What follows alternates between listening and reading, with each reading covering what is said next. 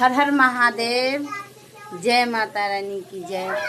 तो हेलो दोस्तों, हमारे फेसबुक पेज फैमिली तो कैसे हैं? आशा करते अच्छे होंगे, अच्छे रहेंगे।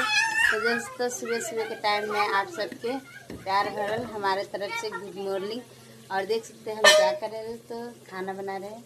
इधर चावल चढ़ा है, इधर सब्जी में क्या है पता है आप सबके? आलू बैगन के सब्जी है। और इधर मैं चाय पीने जा रही हूँ। आप लोग आइए, चाय रस खा लीजिए, लीजिए।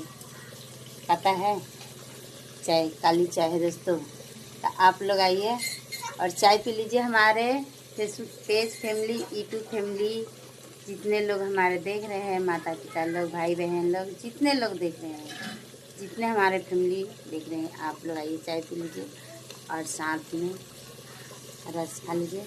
क्योंकि गरीब के घर में क्या मिलेगा? दूध वाला चाय मिलेगा नहीं, नमकीन मिलेगा नहीं, ये सूखा सूखी रस और लाल चाय। और हम बना रहे हैं खाना कि क्या ही लेट हो गया दोस्तों। आई बच गए 7:30 बजे, खाना नहीं बनाए हैं। पता है कि सेहत थोड़ा ठीक नहीं है। उधर ले गए तो गिरा देते, बुगा जरा देते की रे। ठीक है, तो अगर हमारे वीडियो कैसे लगते हैं तो आप लोग प्लीज़ लाइक शेयर कमेंट